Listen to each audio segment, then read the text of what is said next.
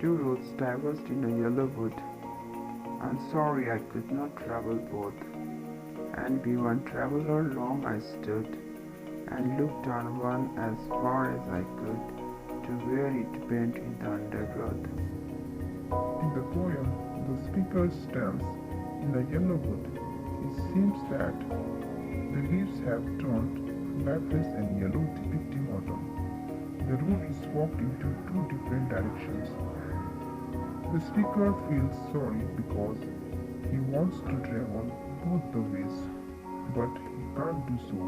So he, being a traveler, stood there for a long time, determining which way to continue traveling. He examines one of the roads, trying to see where it leads, but he can't see the road very far since it bends and leads through the shrubs beneath the trees that block his view.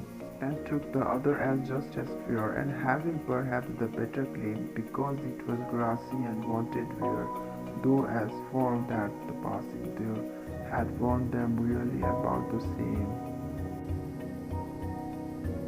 After seeing that one of the roads disappeared into the undergrowth, the speaker decides to take the other road because he feels it is justified and fair to take the second one, which is grassy. He feels that very few people have traveled this route. The shrubs grown on the road have not been trampled to become dry and clean. But when he started traveling on it, he found that travelers have passed through this road just as much as the other. And both that morning equally lay in leaves no step had trodden black. Oh, I kept the first for another day, yet knowing how well leads on to be, I doubted if I should ever come back. The speaker says that both the roads were covered with leaves that morning, and perhaps he is the first figure to step on the fallen leaves as they have not yet been turned black by foot. He thinks to take the first road later, but then immediately contradicts himself with the acknowledgement that in life one road tends to lead onward to another.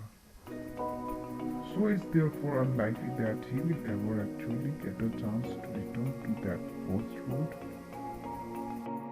I shall be telling this with a sigh. Somewhere ages and ages hence, two roads diverged in a wood, and I took the one less traveled by, and that has made all the difference. Years from now, somewhere in the future, the speaker, with a sigh, will recount his story of making the choice of which route to take and tell that he chose to take the road that was less traveled. Ultimately, he feels relief because this traveling road brings great difference in his journey. He has had a great influence on his life.